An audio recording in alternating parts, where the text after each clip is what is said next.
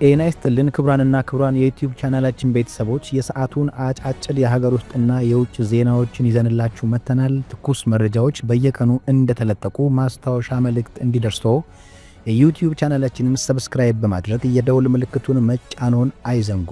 ወደ መረጃዎቹ እናልፋለን። የትግራይ ክልል ጤና ቢሮ የሚቀርበው ሪፖርትና መሬት ላይ ያለው እውነት ልዩነት አለው ሲል ይፋዊ መግለጫ ሰጠ። በትግራይ ሰሜናዊ ምዕራብ ዞን አስገደ ወረዳ ከእንዳስላስ ሽረ ከተማ አቅራቢያ የምትገኘው ሕጻጽ የመጠለያ ጣቢያ ውስጥ ተጠልለው የሚገኙ 16000 የሚሆኑ ተፈናቃዮች ከፍተኛ የሆነ የምግብ እጥረት እንዳጋጠማቸው መዘገቡ ይታወቃል። በአካባቢው ስላጋጠመው የምግብ እጥረት የጉዳዩን መጠንና ስፋት ዙሪያ የተብራራ መረጃ እስካሁን ከክልሉ ጊዜያዊ አስተዳደር የተባለ ነገር ባይኖርም ሚዲያችን ከትግራይ ክልል ጤና ቢሮ ባገኘው መረጃ ጉዳዩን የሚያጣራ ቡድን ከሚመለከታቸው አካላት በማውጣጣት ዛሬ ከሰዓት በኋላ ወደ አካባቢው መንቀሳቀሱን አረጋግጧል። ቢሮው የወረዳው ጤና ጽሕፈት ቤት የምግብ እጥረት እይታ ወይም ስክሪኒንግ አድርገው የነበረ ቢሆንም ወረዳው የሚያቀርበው ሪፖርትና መሬት ላይ ያለው እውነት ልዩነት አለው ነው ያለው። የችግሩ ስፋት ምን ያህል ነው የሚለውን ለማረጋገጥ ወደ ቦታው አንድ ቡድን መንቀሳቀሱን ቢሮ ለሚዲያችን የገለጸ ሲሆን የተረጋገጠ መረጃ እንደደረሰው የሚያሳውቅ መሆኑንም ገልጿል። የትግራይ ክልል ጤና ቢሮ በሰጠው መግለጫ ያለው ሁኔታ ምንድን ነው የሚሉ የመረጃ ማጣራት ሥራዎች ይደረጋሉ። ጤና ቢሮው የተረጋገጠ ወይም አክቹዋል የሆነ መረጃዎችን ለማግኘት እየጣረ ነው ያለ ሲሆን በማኅበራዊ ሚዲያው ግልጽ የሆነ መቀንጨርና የምግብ እጥረት ያጋጠማቸውን በዕድሜ ጠና ያሉ ሰዎችን ፎቶ አይተናል። እንደ ቢሮ እንደዚህ አይነት ችግር ላጋጠማቸው ዜጎች የሚሰጥ 300 ካርቶን ኃይል ሰጪ ብስኩት ወይም ሃይ ኢነርጂ ብስኩት ዛሬ በጠዋት ወደ ቦታው ልከናል ደርሷልም ብለዋል። ነገር ግን የችግሩ መጠን ምን ያህል ነው በሚል ዙሪያ ወደ ቦታው የተንቀሳቀሰው ቡድን መረጃውን እንደላከ የምናሳውቅ ይሆናል ተብለዋል። የሕዝባዊ ወያነ ሓርነት ትግራይ ህወሓት ታጣቂዎች በራያ ሕዝብ ላይ የእገታ ተግባር መፈጸማቸው ተሰማ። ታኅሳስ 14 ቀን 2018 ዓ.ም የወጣው መረጃ እንደሚያመለክተው በራያ አላማጣ ዞን በተለይም በአማራና በትግራይ ክልሎች መካከል የማንነትና የድንበር ጥያቄ በሚነሳባቸው አካባቢዎች ውጥረት መቀጠሉን ያስታወቀ ሲሆን የሰሜኑ ጦርነት ካበቃ በኋላ የራያ አላማጣና ቆረም አካባቢ ለዓመታት በአማራ ክልል አስተዳደር ስር ቆይተው እንደነበረ ይታወቃል።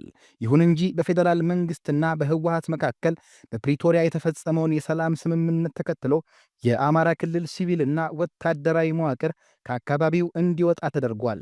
ይህንን ተከትሎ የህወሓት ታጣቂዎች የራያ ቀጠናን ሙሉ በሙሉ መቆጣጠራቸው በህዝቡ ላይ የሚፈጸመው ስቃይ እየጨመረ መምጣቱን የመረጃ ምንጮች ጠቁመዋል።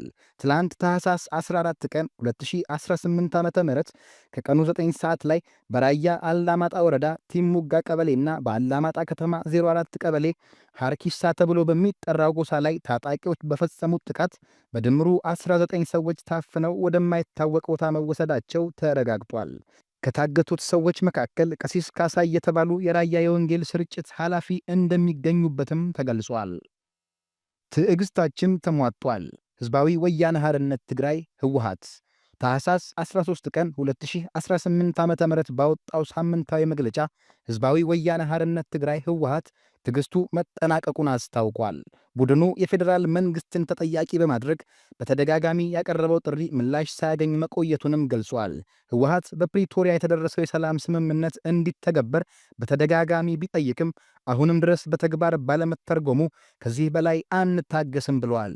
በመግለጫው ላይ ለዘላቂ ሰላም ቁርጠኛ መሆኑን ቢገልጽም የትግራይ ህዝብ ለማጥፋት የሚደረጉ እቅዶችን ግን አንታገስም ሲል አስጠንቅቋል። ቡድኑ የኢትዮጵያ መንግስትን በትግራይ ህዝብ ላይ የዘር ማጥፋት ተግባሩን በተለያዩ መንገዶች ቀጥሏል ሲል የከሰሰ ሲሆን በትግራይ ያለው ሰብአዊ ቀውስ ከጊዜ ወደ ጊዜ እየተባባሰ መምጣቱንም ጠቁሟል።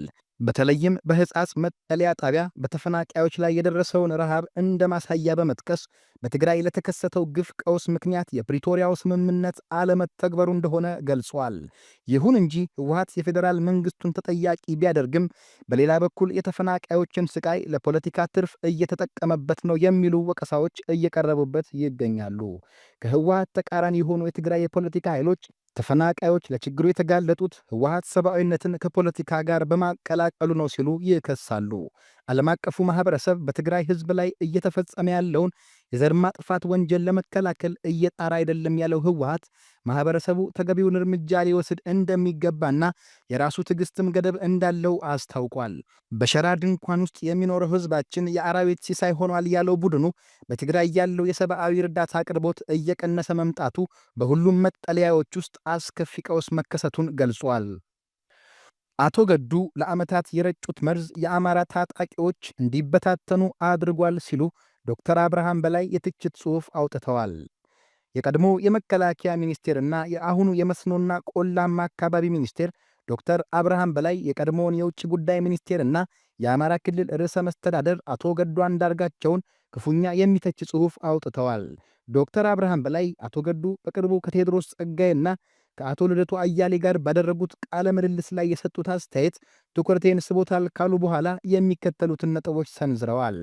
አንደኛ፣ ዶክተር አብርሃም በዓለማየሁ ዋሴ ጫካ መጽሐፍ ውስጥ ያሉትን ተከትሎ በምሳሌነት በመጥቀስ አቶ ገዱንና መሰሎቻቸውን ጫካውን ወይም ሀገሪቱን በሐሜት በሴራና በጥላቻ የሚሞሉ የዝሆን አንጀት ወይም ሐረጋት በማለት ጠርተዋቸዋል። ይህ የጥላቻ መርዝ ደግሞ የአማራ ታጣቂዎችን ለውድቀትና ለግርግር እንደዳረጋቸው ገልጸዋል። ሁለተኛ፣ አማራን በማስታጠቅ ትርምስ እንፍጠር የሚለው የአቶ ገዱ የጦርነት ትንተናና መፍትሔ ተብሎ የቀረበው ሐሳብ የግል ጥቅምን ለማስጠበቅ የሚደረግ የክህደት የውሸትና የእምነት ማጣት ውጤት ነው ብለዋል። በዕድሜና በደረጃ ከማይጠበቅ አዛውንት እንዲህ አይነት የክህደት ንግግር መስማት ያሳዝናል ሲሉም አክለዋል። ሶስተኛ፣ አቶ ገዱ የለውጡ መሪ ነበርኩ ማለታቸውን ዶክተር አብርሃም ሲተቹ ሰማይ ሲቀደድ እኔ ያልነበርኩም እንደምትል ዝንጀሮ አይነት ድርጊት ነው ብለዋል። በከፍተኛ የመንግስት ኃላፊነት ላይ ሆነው እስከ ጡረታ ዕድሜያቸው መርተው አሁን ለዚህ አልነበርኩም ማለታቸው አጃኢብ ነው ብለዋል። አራተኛ፣ በትግራይ ጦርነት ወቅት አቶ ገዱ በየመድረኩ ጦርነት ሰባኪ እንደነበሩ ያስታወሱት ዶክተር አብርሃም አሁን በሌላ ገጽታ ለመታየት መሞከራቸውን ነቅፈዋል። በተለይም በሕግ ማስከበር ዘመቻ ወቅት ከሕግ ውጪ መሬት መያዝ ተገቢ እንዳልሆነ እያወቁ አሁን የሚሰጡት አስተያየት የቆየ መርዝ የመርጨት ተግባር ቀጣይነት ነው ብለዋል። አምስተኛ፣ በሦስተኛው ዙር ጦርነት ወቅት አመራሮች ራሳቸውን መስዋዕት ለማድረግ በወሰኑበት ወቅት የአቶ ገዱ አንዳርጋቸው አቋም የሽንፈት እንደነበረ ገልጸዋል። የህወሓት ጦር ወደ ትግራይ እንዲመለስና ጦርነቱ እንዲቆም በተወሰነበት ወቅትም ግፋው ሲሉ የነበሩ አቶ ገዱ ዛሬ የጽድቅ ሥራ እንደሰሩ አድርገው ማቅረባቸው ለማን ለመዋሸት ነው ሲሉ ጠይቀዋል። በማጠቃለያውም ውሸት በእግሩ ቢሄድም እውነት መምጣቱ አይቀርም ያሉት ዶክተር አብርሃም ከክህደትና ከውሸት ራስን ማጽዳት ለቀጣዩ ትውልድ ትምህርት እንደሚሆን አመላክተዋል። በአማራ ክልል ሰሜን ሸዋ ዞን ቀወት ወረዳ የሚሊሻ ጽሕፈት ቤትና የሰላም ጸጥታ ቢሮ ኃላፊ በሥራ ላይ ያሉ መገደላቸው ተሰማ።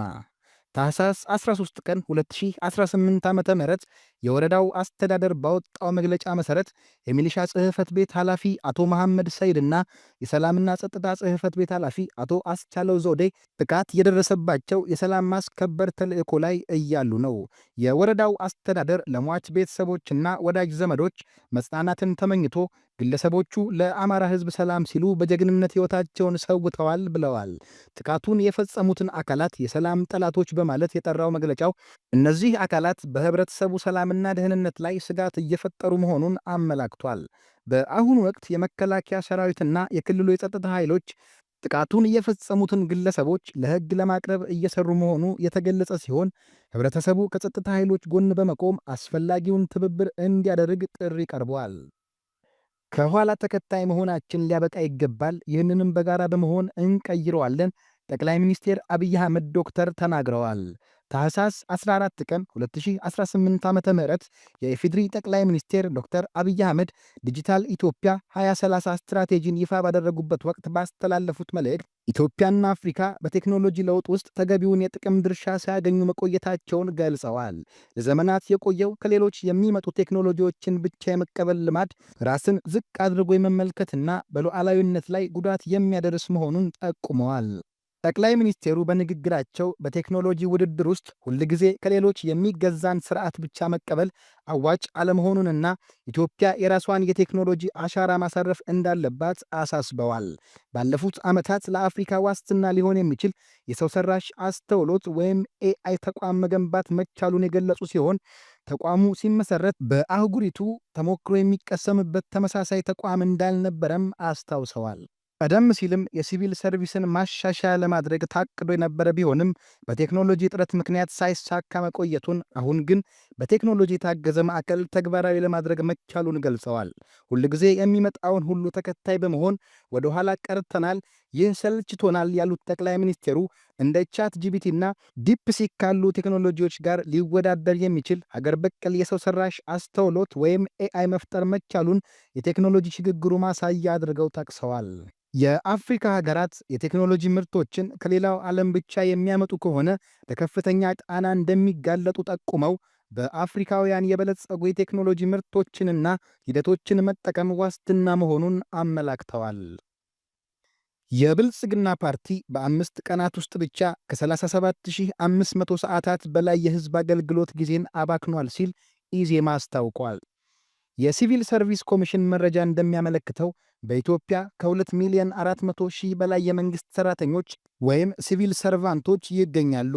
እንዲሁም በአገሪቱ 19 ሺህ የመንግሥት ተቋማት ያሉ ሲሆን ከነዚህ ውስጥ 84 በመቶ የሚሆኑት በክልል በዞንና በወረዳ መዋቅሮች ውስጥ የሚገኙ ናቸው። ይህም የሚያሳየው በታችኛው የመንግስት መዋቅር ውስጥ ያሉ ሰራተኞች ከፍተኛ የሥራ ኃላፊነት ያለባቸው መሆኑን ነው። ይሁን እንጂ በታችኛው መዋቅር ያለው አብዛኛው የመንግስት ሰራተኛ ማህበረሰቡን በአግባቡ ማገልገል እንዳልቻለ ይታወቃል። ሰሞኑን የብልጽግና ፓርቲ ባስተላለፈው ትዕዛዝ መሰረት በፌዴራል፣ በክልል፣ በዞንና በወረዳ ደረጃ ያሉ የመንግስት ሰራተኞች የህዝብ ማገልገያ በሆኑ የሥራ ሰዓት የፓርቲ ስብሰባ እያካሄዱ ይገኛሉ። የፓርቲው መሪዎችም ይህንኑ ድርጊታቸውን እንደ ስኬትና ጀግንነት በመንግስት መገናኛ ብዙሃን ሲተርኩ እየተስተዋለ ነው። ይህ ሁኔታ በኢህአዴግ ዘመን በስፋት ይስተዋል የነበረ ሲሆን የብልጽግና ፓርቲ ካለፈው ስህተት ትምህርት አለመቅሰሙንና በዚያው የጥፋት መንገድ መቀጠሉን ያሳያል።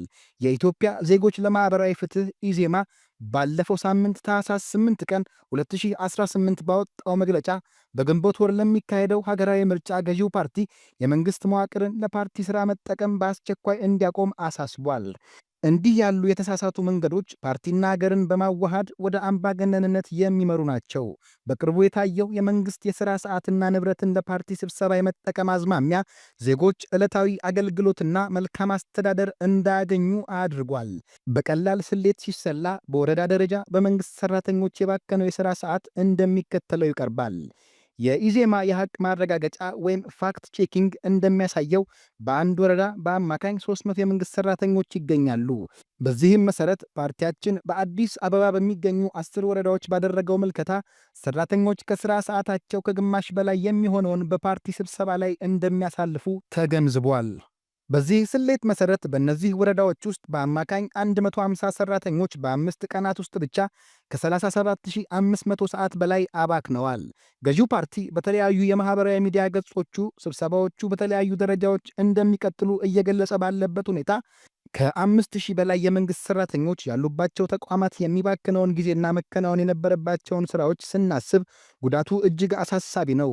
የመንግሥት የሥራ ሰዓት ለፓርቲ ተግባር መዋሉና ማኅበረሰቡ ለአገልግሎት እንግልት መዳረጉ ወንጀሉን ድርብ ያደርገዋል። ዜጎች የመሰላቸውን የፖለቲካ ፓርቲ የመደገፍ መብታቸው የተከበረ ቢሆንም በሕዝብ ታክስ የሚተዳደሩ የመንግሥት ተቋማትን የአንድ ፓርቲ ዓላማ ማስፈጸሚያ ማድረግ በሕግም ሆነ በሞራል ተቀባይነት የሌለው ተግባር ነው። ብልጽግና ከኢህአዴግ ትምህርት አለመቅሰሙ ብቻ ሳይሆን ከ5 ዓመት በፊትም ምርጫ ሲቃረብ የመንግሥት መዋቅርንና ንብረትን ለራሱ ጥቅም ሲጠቀም እንደነበረ ይታወሳል። ይህ ድርጊት ፓርቲው ለዲሞክራሲ፣ ለሕግ የበላይነትና ለሕዝብ ዘላቂ ጥቅም ፍላጎት እንደሌለው የሚያሳይ አሳፋሪ ተግባር ነው። የታችኛው የመንግሥት መዋቅር ሕዝብ ተወካዮችን ከመረጠ ከ20 ዓመታት በላይ ሆኗል። የፌዴራሊዝም መሠረታዊ ባህሪ የሆነው የታችኛው መዋቅር የመወከል መብት ባልተከበረበት ወቅት ብልጽግና ፓርቲ የሚፈጽመው ይህ በደል ጉዳዩን ይበልጥ አሳፋሪ ያደርገዋል። ኢዜማ በተደጋጋሚ እንደገለጸው ገዢው ፓርቲ ከዚህና መሰል ድርጊቶች እንዲታቀብ ጥሪ ያቀርባል። እንዲሁም የኢትዮጵያ ብሔራዊ ምርጫ ቦርድ ጉዳዩን እንዲከታተልና እንዲያስቆም እንጠይቃለን ብለዋል። የሩሲያ ከፍተኛ ወታደራዊ መኮንን ሌተናል ጀነራል ፋኒል ሳርቫሮቭ በሞስኮ በተከሰተ የቦምብ ፍንዳታ መገደላቸው ተሰማ። ታኅሳስ 14 ቀን 2018 ዓ.ም የወጡ መረጃዎች እንደሚያመለክቱት ከፍተኛ ወታደራዊ መኮንኑ ሌተናል ጀነራል ፋኒል ሳልቫሮቭ የተገደሉት በዋና ከተማዋ ሞስኮ ደቡባዊ ክፍል በመኪናቸው ላይ በተጠመደ የቦምብ ፍንዳታ ነው። የሩሲያ የምርመራ ኮሚቴ እንደገለጸው በፍንዳታው ሳቢያ በጀነራሉ ላይ ከደረሰው ሞት በተጨማሪ በአካባቢው በነበሩ በርካታ ተሽከርካሪዎችና አሽከርካሪዎች ላይ ከባድ ጉዳት ደርሷል። የሀገሪቱ የጸጥታ ኃይሎች በሩሲያ የኦፕሬሽን ስልጠና መሪ በነበሩት ሌተናል ጀነራል ፋኒል ሳርቫሮቭ ላይ ስለተፈጸመው ጥቃትና ስለ ጥቃቱ ዝርዝር ሁኔታ ምርመራ እያካሄዱ ይገኛሉ የተባለ ሲሆን ሞስኮ በጥቃቱ ላይ የዩክሬን የስለላ ድርጅት እጅ ሊኖርበት ይችላል የሚል ጥርጣሬ ያላት ሲሆን ሳርቫሮቭ በሩሲያ የመከላከያ ሚኒስቴር ውስጥ ለከፍተኛ ባለሙያዎች ስልጠና በመስጠትና የተለያዩ ወታደራዊ ኃላፊነቶችን በመወጣት የሚታወቁ አንጋፋ መሪ ነበሩ። የዶናልድ ትራምፕ አስተዳደር በተለያዩ የዓለም ሀገራት የሚገኙ 30 ከፍተኛ ዲፕሎማቶች በአስቸኳይ ወደ አገራቸው እንዲመለሱ ትዕዛዝ አስተላለፉ። ይህ ውሳኔ ትኩረቱን በአፍሪካ አህጉር ላይ ማድረጉ የተገለጸ ሲሆን ግማሽ ያህሉ 15ቱ ዲፕሎማቶች በአፍሪካ ሀገራት የተመደቡ አምባሳደሮችና ዲፕሎማቶች መሆናቸው ታውቋል። የውሳኔው ዋና ዓላማ የፕሬዝዳንት ትራምፕን አሜሪካ ትቅደም ወይም አሜሪካ ፈርስት ፖሊሲ በተግባር ለመተርጎምና ነባር ዲፕሎማቶችን ከአስተዳደሩ ርዕዮተ ዓለም ጋር በሚስማሙ አዳዲስ ሰዎች ለመተካት መሆኑ ተገልጿል። የትራምፕ አስተዳደር የሀገሪቱን የውጭ ጉዳይ ተልዕኮ በአዲስ መልክ ለማዋቀር መወሰኑን ያስታወቀ ሲሆን ወደ አገር እንዲመለሱ የተጠሩት ባለሙያዎች በዘርፉ ለብዙ ዓመታት ያገለገሉና ሰፊ ልምድ ያላቸው መሆናቸው ታውቋል። ይህ እርምጃ በአሜሪካና በአፍሪካ ሀገራት መካከል ባለው የቆየ ዲፕሎማሲያዊ ግንኙነት ላይ ምን አይነት ለውጥ ሊያመጣ ይችላል የሚለው ጉዳይ በዓለም አቀፍ ተንታኞች ዘንድ ሰፊ የመነጋገሪያ ርዕስ ሆኗል። አሜሪካ በሚያሚ ከሩሲያና ከዩክሬን ጋር የተደረገው ውይይት ገንቢና ውጤታማ እንደነበረ ገለጸች።